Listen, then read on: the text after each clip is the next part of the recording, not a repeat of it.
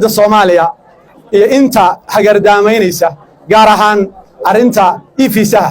oo caqabad ku noqotay dadka reer Somaliland oo ay ugu tala galeen inay mala ku dhibaan dadka reer Somaliland ku dhibaan waxaan arkayo diyaaradda la soo raacay dad badan oo dhibsanaya arinta waxaan leeyahay dhibinta ka badan baa inaga soo martay Soomaaliya ma aanse filaynin mas'uuliyiinta Soomaaliya inay wali ciil qabaan dadka reer Somaliland ilaa ay cidhiidhi geliyaan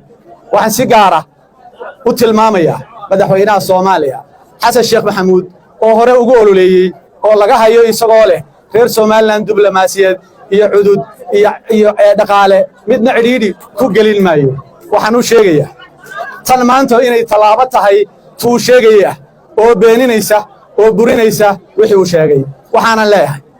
adigay ku taala haddaad ku adkaysato dadkan dhibtiisa qaar hore oo dhib u geystayba kama imaashin qaar hore dhib u qiimeyn karayaan ama ay wax ugu qaban karayaan dalkooda tirada inta leh marka inaad dadka tirada iyo tayada bale wax wadaagtaan oo kulantaan oo wax isweydaarsataan oo wax wada yeelataan waa arrin muhiim ah xisbinimada iyo dawladnimada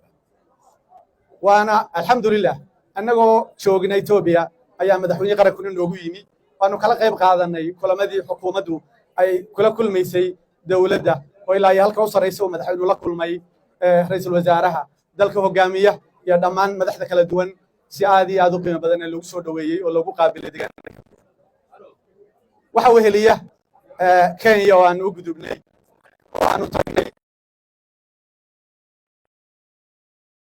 yaadu yahay xisbiga mucaaradka ugu weynaa ODM aanu la kulanno oo ay noo sahlaan inaanu dawladdan aragno iyadoo aanu dawladda xubnaheeda kala duwan hadday tahay baarlamaanka hadday tahay madaxweynaha hadday tahay madaxweyne ku-xigeenka iyo hadday tahay wasiirada qaar ka mid ah iyo baarlamaanka qaar ka midaba aanu la kulanno oo aragno waxa runtii qiimeyn lahayd oo si gaar ah xusaya